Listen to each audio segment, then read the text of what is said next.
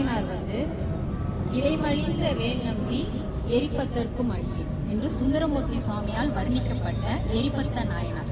இவருடைய வரலாறு தான் இன்னைக்கு சிந்திக்க போறோம். இவர் வந்து கரூர் என்னும் திருத்தலத்திலே அவதரித்தவர்.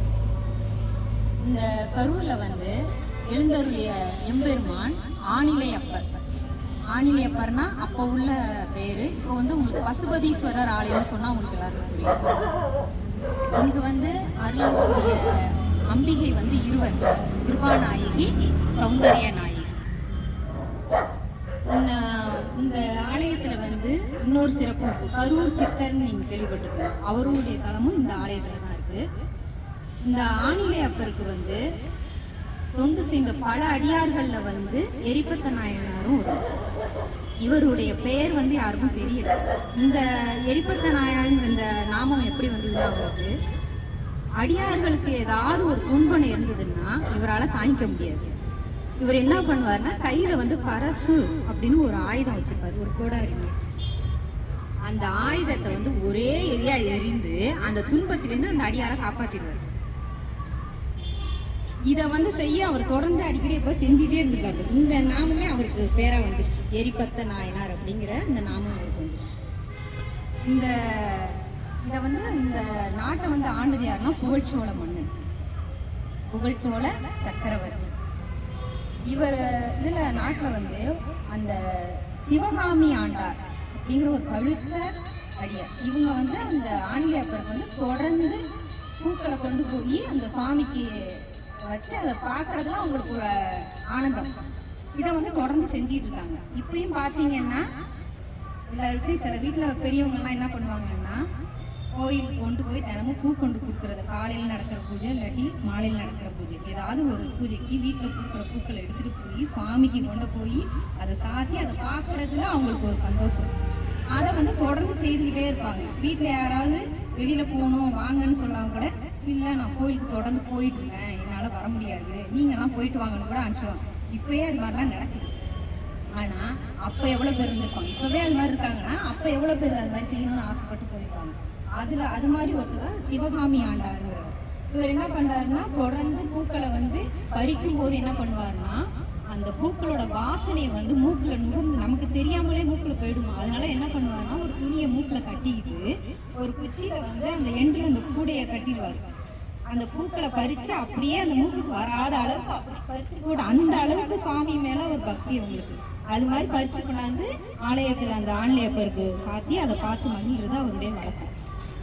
இப்போ வந்து அந்த ஊரில் வந்து ஒரு திருவிழாக்கள் அன்னைக்கு புரட்டாசி மாதம் அஷ்டமி அன்னைக்கு ஒரு சம்பவம் அந்த இடத்துல நடக்குது. மறுநாள் வந்து நவமி, அதாவது உற்சவர் திருநாள் மறுநாள் விசேஷம். முதல் நாள் வந்து திருவிழா கோலம் பூண்டு ஃபுல்லாக திருவிழா எல்லாம் வேலை நடக்குங்களா, அதுக்குள்ள ஏற்பாடுகள் எவ்வளவு அமக்கலமாக இருக்கும், அந்த மாதிரி நடந்துகிட்டு இருக்கு. அந்த நேரத்தில் என்ன ஆகுது, அந்த வீதியில் கோயில் இருக்கிற அந்த வீதியில் வந்து சிவகாமி ஆண்டார் வந்து பூக்கள் எடுத்து கோவிலுக்கு நடந்து போயிட்டு இருக்கிறாங்க. மெதுவாக அவங்க வயதானவங்கன்னா எவ்வளோ ஸ்லோவாக நடந்து போயிட்டு இருப்பாங்க. அந்த ஊரில் வந்து பட்டத்து யானை, மன்னனுடைய பட்டத்து யானையை வந்து என்ன பண்ணுறாங்க, குளிக்கிறதுக்காண்டி அமராவதி ஆற்றுக்கு அழைச்சிட்டு போகிறாங்க. வாகன் 2 பேர் போகிறாங்க.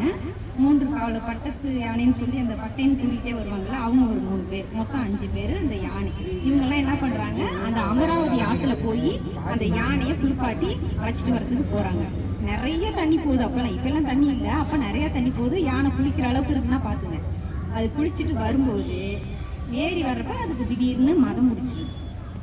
மதம் பிடிச்சுன்னா அதுக்கு ஏதோ உடம்புல ஏதோ ஒரு உபாதாரம், ஏதோ ஒரு பிரச்சனை, மதம் பிடிச்சிது. மதம் பிடிச்ச உடனே இது பாட்டுக்கு அதை ஒன்றும் கண்ட்ரோல் பண்ண முடியாது. அது பாட்டுக்கு வீதியில் கண்ணாம்னான்னு ஓட ஆரம்பிச்சோன்னா மக்கள்லாம் பயந்து போய் எல்லாரும் ஓடுறாங்க. யானை வருதுன்னு சொன்னால் இந்த சிவகாமி ஆண்டார் ரொம்ப வயதானவங்க, அவங்களால முடியாது எங்கேயும் போய் ஒருங்க எதுவும் பண்ண முடியாது. என்ன பண்ணாங்க, எவ்வளோ தூரம் ஓரமாக போக முடியுமோ ஓரமாக நடந்து போயிட்டு இருக்கிறாங்க. இந்த யானை போனது அது பாட்டுக்கு போயிருக்கலாம்ல, அவங்கள கிராஸ் பண்ணி போகும்போது நேராக போயிருக்கலாம்ல. சிவகாமி ஆண்டாரை திரும்பி ஒரு பார்வை பார்த்து அந்த குடலை ஒரு தட்டி விட்டு போயிடுது தும்பிக்கையால். தட்டி விட்டோடனே அந்த சிவகாமி ஆண்டாரும் கீழே விழுந்துடுறாங்க. அந்த பூக்களும் எல்லாம் கீழே கொட்டிடுது. அவங்க கீழே விழுந்ததை கூட அவங்க பெருசாக ஒன்றும் எடுத்துக்கல. பூக்கள்லாம் கொட்டிடுச்சு, இன்னமும் பூ பறித்து அவங்க சாமிக்கு சாத்த முடியாது இல்லையா, அன்னைக்கு அந்த பூஜை தடைப்பட்டு போயிடுதுல. அதை மனசில் நினச்சி சிவதா சிவதா சிவதான்னு ஓடம்ன்றாங்க. குரலுக்கு உடனே யார் வருவா, எரிபத்த நாயனார். ஓடி வர வந்தோடனே இந்த சம்பவத்தை பார்த்தோன்னே யானைய தன்னுடைய பரசுங்கிற அந்த ஆயுதம் வச்சிருக்காரு, அதை வச்சு ஒரே வெட்டு. அந்த 5 பேர் இருந்தாங்களே அவங்களையும் எல்லாரையும் வெட்டி சாச்சிடுறாரு. எல்லாம் அந்த இடத்துல இதாயிடுச்சு. இந்த சம்பவம் நடந்து அப்படியே வந்து மன்னனுக்கு போயிட்டு பட்டத்து யானையை கொன்றது யாருன்னு சொல்லிட்டு அவர் விசாரிக்கிறதுக்கு அந்த இடத்துக்கே வர்றாரு. வந்தோடனே அந்த காட்சிகள் அப்படியே பாக்குறாரு. பார்த்தோன்னே அவருக்கு தெரிஞ்சிடுது. இவர் என்ன பண்ணாரு, நேரா போய் எரிபத்த நாயனார் முன்னாடி போய் நிக்கிறாரு. உடனே அவரும் ஒண்ணு சொல்ல, எரிபத்த நாயனார் நான் தான் யானையை கொன்றேன், சிவகாமி ஆண்டார அவர் துன்புறுத்தியது யானை, அதனாலதான் நான் கொன்னேன். அடியாரை யார் துன்புறுத்தினாலும் நான் அப்படிதான் பண்ணுவேன், என்னை மன்னித்து விடுங்கள் மன்னா அப்படிங்கிறாரு. உடனே இவர் என்ன சொல்றாரு, அப்போ உள்ள மன்னர்கள்லாம் எப்படி இருந்திருக்காங்க பாருங்க புகழ்ச்சோழன். அவர் என்ன சொல்றாருன்னா, இந்த யானையோட சொந்தக்காரர் மன்னன் தானே, அதனால நான் தான் பொறுப்பு, அதனால என்னதான் நீங்க கொள்ளணும் அப்படின்னு சொல்லிட்டு கையில இருந்த வாளை எடுத்து எரிபத்த நாயனார்ட்ட கொடுக்குறாரு. ஏன்னா வந்து யானை வந்து இவருக்கு உரியது தானே, என்னையும் நீங்க கொல்லணும், என்ன துன்புறுத்தி இருக்கு அவங்கள, அதனால வந்து என்னையும் நீங்க கொள்ளுங்கன்னு சொல்லிட்டு வாளை எடுத்து அவங்க கையில கொடுக்குறாரு. இவர் எரிபத்த நாயனார் வந்து மன்னன் இருந்த வேகத்துக்கு தன்னைத்தானே இது பண்ணிட்டா என்ன பண்றதுன்னு கையில இருக்கிற வாளை வாங்கி இவர் என்ன சொல்றாருன்னா, இந்த உலகத்துக்கே புகழ் சேர்க்கக்கூடிய சோழ சக்கரவர்த்தி ஆகிய தாங்கள் ஏன் உயிரை மாய்த்துக் கொள்ளணும், இந்த சம்பவத்துக்கெல்லாம் காரணம் நான் தானே, நானே என் உயிரை மாய்த்துக்கிறேன் அப்படின்னு சொல்லிட்டு வாளை வாங்கி அவர் கழுத்துல வச்சு வெட்டிக்க போறாரு. கழுத்துல வச்சு தனக்கு தானே வந்து இது பண்ணிக்க போறாரு. போனோடனே அசிரீரியா ஒலிக்குது. எம்பெருமான் வந்து காட்சி கொடுத்து சொல்றாரு, என் மீதும் என் அடியார் மீதும் பக்தியை வந்து வச்சிருக்கீங்க, அதை உலக மக்கள் தெரிஞ்சுக்கணும் அப்படிங்கிறதுக்காக தான் இந்த நாடகத்தை நாம் ஆடணும் அப்படின்னு சொல்லிட்டு என்ன சொல்றாருன்னா, என்னுடைய பூதகணங்களுக்கு நீயும் ஒரு தலைவனாக இருக்கணும் அப்படின்னு சொல்லிட்டு அந்த யானை இறந்ததில்ல அதுக்கும் அந்த 5 பேர்களை வெட்டினாங்க எல்லாருக்குமே உயிர் கொடுத்துறாரு. உயிர் கொடுத்தோடனே யானை போய் சிவகாமி ஆண்டாரை போய் வணங்கு.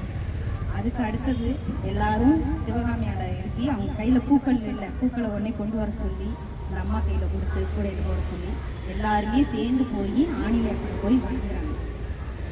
இது மாதிரி இந்த வரலாறு, அடியார்களுடைய வரலாறை கேட்கும் போதாவது சிவபக்தி என்பது நம்ம உள்ளத்தில் மட்டுமல்ல, உதிரத்தில் உருவேறினால் மட்டுமே சிவனடியாராக வாழ முடியும். திருச்சிற்றம்பலம்.